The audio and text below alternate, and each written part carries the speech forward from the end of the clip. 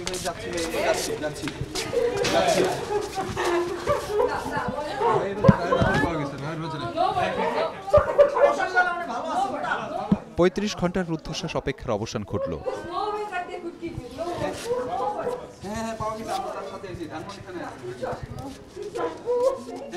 বুধবার নারায়ণগঞ্জ থেকে অপহৃত আবু বক্কর সিদ্দিক ফিরে এলেন স্ত্রী পরিবারের কাছে। আপনাদের সবার কাছে, দেশের জনগণের কাছে, আইন শৃঙ্খলা রক্ষাকারী বাহিনীর কাছে, যারা দেড় দিন যাবৎ না খেয়ে না দিয়ে পরিশ্রম করেছে, তাদের সকলের কাছে আমার পক্ষ থেকে, আমার স্বামীর পক্ষ থেকে, আমার পরিবারের পক্ষ থেকে আন্তরিক কৃতজ্ঞতা। জানা যায় গত রাত 11:30টার দিকে সিদ্দিককে চোখ বাঁধা অবস্থায় মিরপুর আনসার ক্যাম্প এলাকায় রেখে যায় অপহরণকারীরা। সেখান থেকে প্রথমে রিকশায়, পরে একটি অটোরিকশায় করে বাসার দিকে রওনা দেন সিদ্দিক। আমি ওখানে নেমে এক ঠেলাগাড়িওয়ালাকে জিজ্ঞেস করার পর ঠেলাগাড়িওয়ালা বলছে এটা আমাকে, যে ওখানে এটা আনসার ক্যাম্পের কাছে মিরপুরে। তো আমি ওখানে নামছি, নামার পরে তারপরে ওরা আবার আমাকে 300 টাকাও দিয়ে দিছে। 300 টাকা দিয়ে দিছে যেতে আমি ভাড়া দিয়ে একটা সিএনজি ভাড়া করে বাসা চলে যেতে পারি। একটু বাসান আমার একটু দিয়ে আসেন। কোথায়? Central road. এই সেন্ট্রাল রোড, আমি বলছি সেন্ট্রাল রোড যাবেন, তো আপনার এই অবস্থা বলছে ভাই আমাকে ধরছিল ছিনতাইকারীরা, আমাকে অপহরণ করে নিয়ে গেছিল।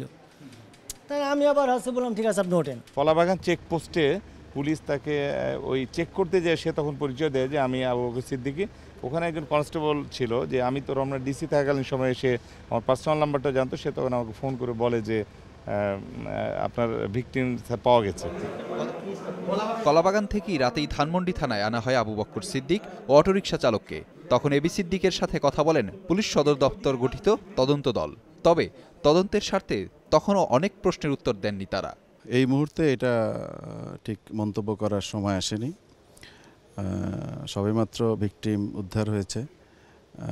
কেন, কারা তাকে অপহরণ করেছে, এটা এখনো আমাদের তদন্তের পর্যায়ে আছে। প্রায় 2 দিন পর সিদ্দিকের ফিরে আসা শুধু পরিবারের নয়, স্বস্তি এনেছে সারা দেশের মানুষের মনে। একই সাথে পুরো ঘটনা নিয়ে অনেক প্রশ্নের উত্তরের অপেক্ষায় সাধারণ মানুষ। আহমেদ রেজা, যমুনা নিউজ, ঢাকা।